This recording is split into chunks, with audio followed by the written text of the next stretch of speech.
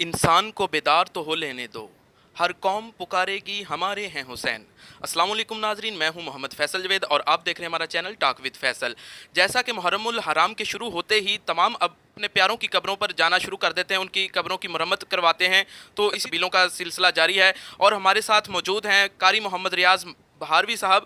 ان سے جانتے ہیں کہ اسلام ہمیں شہدائے کربلا سے کیا سبق دیتا ہے، وہ اس بارے میں کیا کہنا چاہیں گے، ان کی کیا رائے ہے؟ جی بسم اللہ الرحمن الرحیم ولا تحسبن الذين قتلوا في سبيل الله امواتا بل احياء عند ربهم يرزقون۔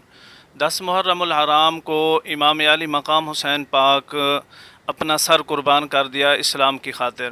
ہم زندہ جاوید کا ماتم نہیں کرتے، ہم تو اللہ کے قرآن کا فیصلہ ہے کہ شہید زندہ ہوتے ہیں اور اللہ پاک رزق عطا فرماتا ہے، ہم ان کے لیے وہ زندہ ہیں اور شہدائے کربلا کے لیے ہم اصال ثواب کر سکتے ہیں، ہم ان کا ماتم نہیں کر سکتے، کیونکہ باقی حضرات بھی جو کچھ کرتے ہیں ہمارا اختلاف تو نہیں، لیکن یہ بات ضرور ہم کریں گے کہ 10 محرم الحرام کو سب شہدائے کربلا کی شہادتیں ہوئیں، ہم پہلے سے لوگ شروع کر دیتے ہیں اور ماتم بھی کرتے ہیں، ان کے لیے روتے بھی ہیں۔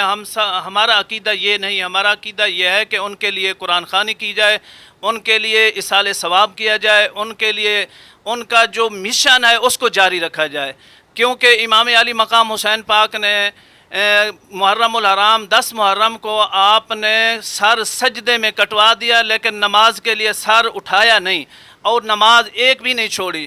ہمیں محرم الحرام درس یہ دیتا ہے کہ ہم صبح و شام رات دن اللہ کا ذکر کریں اور دین اسلام کی خاطر کسی یزید کے آگے ہم جھک نہیں سکتے۔ اگر جھکتا ہے تو وہ یزیدی ہے، اگر جھکتا نہیں تو وہ حسینی ہے، ہم حسینی ہیں۔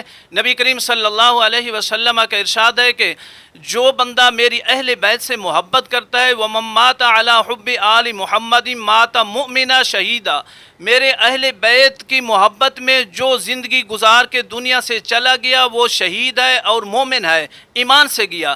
اور ایک حدیث مبارکہ میں ہے کہ فَصَلَّى وَصَامَ ثُمَّ لَقِيَ اللَّهُ وَمُبْغِضًا فَقَالَ لِأَهْلِ بَيْتِ مُحَمَّدٍ دَخَلَ النَّارَ، بے شک انسان نمازیں بھی پڑھے، روزے بھی رکھے، لیکن میری اہل بیت سے محبت نہیں کرتا، دشمنی کرتا ہے تو دوزخی ہے۔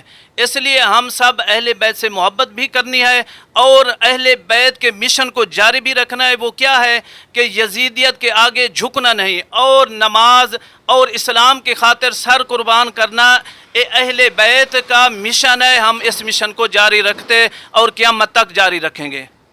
جی، تو قاری صاحب ہمارے ساتھ موجود تھے، ان کا کہنا ہے کہ اسلام ہمیں سبق دیتا ہے کہ ہم نماز پڑھیں۔ اگر آپ کو یہ ویڈیو اچھی لگی ہو تو اس کو لائک اور شیئر کرنا مت بھولیں۔ ہم ملتے ہیں اگلی ویڈیو میں، اس وقت کے لیے اللہ حافظ۔